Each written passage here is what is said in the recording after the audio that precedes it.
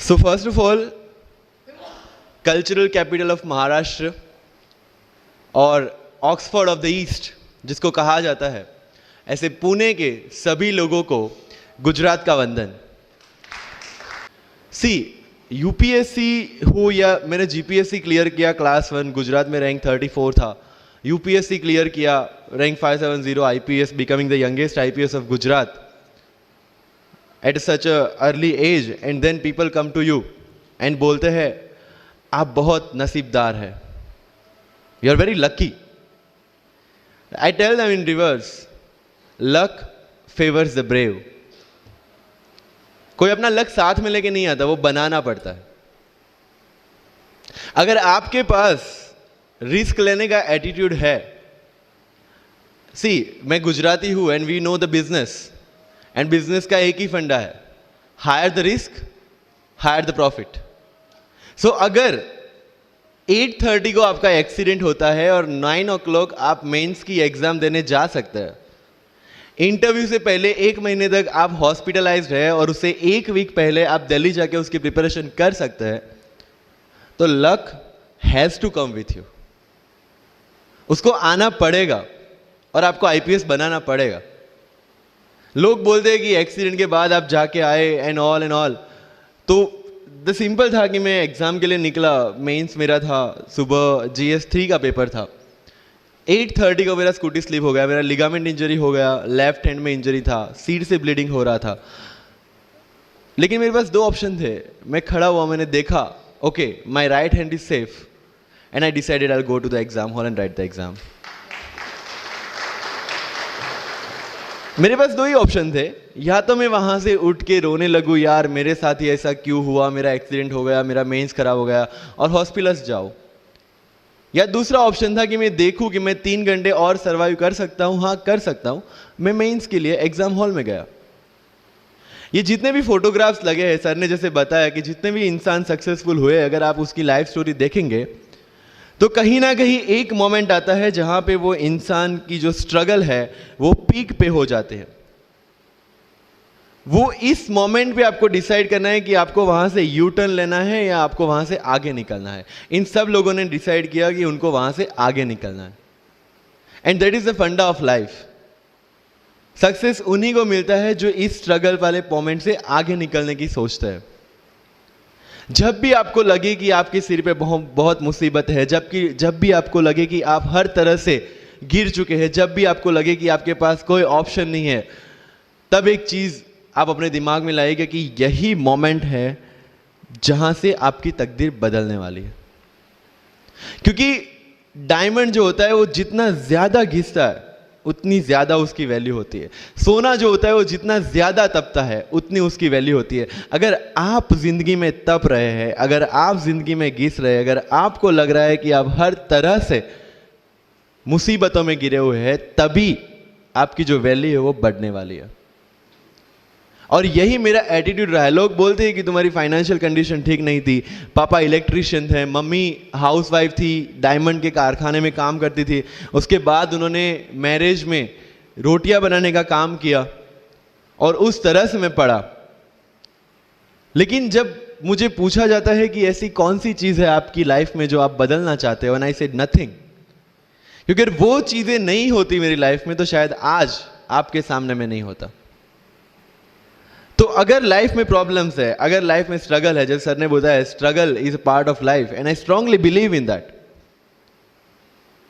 क्योंकि अगर हम दिल्ली में थे, मेरे दोस्त के साथ में निकला बाहर घूमने, तो बोलता है यार ऐसी लाइफ चाहिए, कोई मगजमारी नहीं, आराम से बैठते हैं पूरे दिन एसी वाले कमरे में, बहुत सारे पैसे है और कोई टेंशन नहीं, ऐसी लाइफ चाहिए मुझे। मेरे पास ऑप्शन है। बोलता क्या? बोला देख सामने ATM का रूम दिख रहा है, एसी वाला कमरा है, बहुत सारे पैसे, कोई मगजमारी नहीं, जॉब ले ले। क्यों IAS IPS में दिमाग खराब कर रहा है? अगर स्ट्रगल नहीं चाहिए तो you have to compromise with that life. जब भारत वर्ष का सपना चंद्रगुप्त ने देखा, चाणक्य ने देखा, और उस भारतवर्ष को बनाने के लिए जब ये संघर्ष जारी था, और तब राजा धनानंद की डॉटर दूर दराज से चंद्रगुप्त को प्यार हो जाता है, और जब चाणक्य उनको बोलते हैं कि नहीं, तुम्हें उससे दूर रहना है, और तब चंद्रगुप्त बोलता है, आचार्य कभी कभी सोचता हूँ कि जिंदगी में या ये भारत के सम्राट बनने के लिए इतना त्याग, इतना बलिदान ना देना होता तो। और तब चाणक्य रिप्लाई करते हैं, तो हर कोई भारत का सम्राट होता। This is the fundamental rule of life. अगर आईएएस बनने के लिए, आईपीएस बनने के लिए सैक्रिफाइस करना नहीं पड़ेगा, अगर उसके लिए आपको त्याग नहीं करना पड़ेगा, तो आज पूरे इंडिया में हर घर में आपको आईएएस आईपीएस मिल जाएंगे। So when you are entering into this game of UPSC और MPSC, make sure that you have to sacrifice anything which will take you to your goal. मेरा इंटरव्यू था यूपीएससी का, मुझे एग्जैक्ट डेट याद है, 23 मार्च को मेरा इंटरव्यू था। 20 फरवरी को मुझे हॉस्पिटल में एडमिट किया गया क्योंकि मुझे इन्फेक्शन हो गया था बॉडी में, एंड बहुत हाई फीवर था, तो आईवी के अलावा कोई ऑप्शन नहीं था। 1 मार्च को ठीक होके मैंने सोचा चलो दिल्ली निकलते हैं।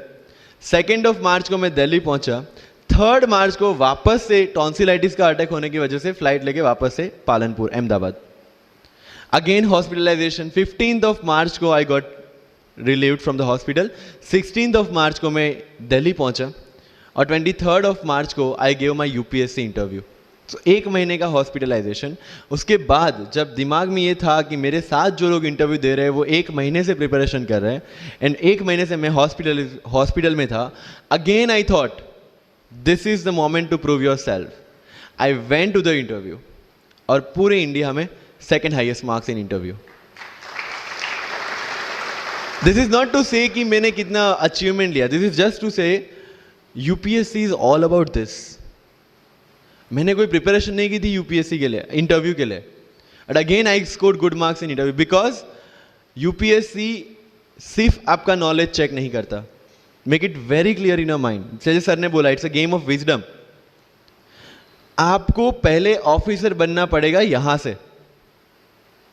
यूपीएससी का काम तो सिर्फ थप्पा लगाना है कि हाँ ये ऑफिसर बन गया। जितने भी आईएएस आईपीएस ऑफिसर्स को आप मिलोगे, you will realise this thing कि ऑफिसर वाली क्वालिटीज इसमें पहले से है। आप जब प्रिपरेशन स्टार्ट करते हैं तभी से समझ लीजिए कि आपकी आईएएस और आईपीएस की ट्रेनिंग भी स्टार्ट हो गई। बिकॉज जो क्वालिटीज आपको चाहिए as an officer, as a IAS, as an IPS, क्या क्वालिटीज चाहिए? फर्स्ट ऑफ ऑल कॉन्फिडेंस, कि जब आप उस सीट पे बैठते हैं, आपके सामने कोई भी क्वेश्चन आएगा, you will be able to handle the issue. ये कॉन्फिडेंस लेके आपको उस सीट पे बैठना है। यही कॉन्फिडेंस चाहिए when you start the preparation. Decision making, अगर हर एक टॉपिक पे आप हर एक कोई को पूछने जाते हैं, भाई इसमें कौन सी बुक पढूं, इसमें क्या पढूं, इसमें क्या करूं, then you are not suitable for this exam. लोग बोलते हैं कि 1 साल में प्रिपरेशन, जैसे मैंने जून 2016 में मैं दिल्ली गया, और जून 2017 में मैं अपियर हुआ, and I clear UPSC and GPSC. People से कि सर 1 साल की मेहनत में आपने एग्जाम क्लियर कर दिया। यस, टेबल और चेयर पे बैठ के करने वाली मेहनत 1 साल की थी, लेकिन उसके पीछे की मेंटल प्रिपरेशन कितनी पुरानी थी। जब मैं प्राइमरी स्कूल में था तब सोचा था कि आईएएस बनना है, और तब से मेरी जो जर्नी है, तब से मेरा जो टेम्परामेंट है, तब से मेरा जो एटीट्यूड है, वो इसी डायरेक्शन में था। जब कॉलेज में था तब मैंने एनजीओ स्टार्ट किया। 3 एनजीओ से मैं जुड़ा था। जब लोग सोशल मीडिया, व्हाट्सएप और फेसबुक पे बिजी थे, मैं वहाँ स्लम में जाके बच्चों को पढ़ा रहा था। क्यों? क्योंकि मुझे पता था कि फ्यूचर में यही काम करना है, क्यों ना अभी से उसकी ट्रेनिंग ले लो। So I have invested my each and every moment for this goal. Because जो पर्सनालिटी टेस्ट लास्ट में यूपीएससी लेता है, इंटरव्यू नहीं है वो, we consider it as interrogation. Interview को इंट्रोगेशन लेके चलते हैं, वहां पे पूछताछ होगी नहीं। अगर यूपीएससी के इंटरव्यू में 10 में से 9 क्वेश्चन के आंसर भी आप सॉरी सर और sorry ma'am, I don't know कह के देते हैं, उसका कोई इंपैक्ट नहीं पड़ता। इंपैक्ट पड़ता है वो 9 क्वेश्चन न आने का प्रेशर आप कैसे हैंडल करते हैं। आपके पसीने छूट जाते हैं या आप वही टेम्परामेंट के साथ इंटरव्यू कंटिन्यू करते हैं। मार्क्स उस चीज के हैं। मार्क्स है आपकी सोच के। एक ऑफिसर के तौर पे जब आपको आईएएस या आईपीएस की सीट पे बिठाया जाएगा, how will you treat the citizens of this nation? What will be your attitude to each and every person who is going to come and meet you? These things are being tested during UPSC interview.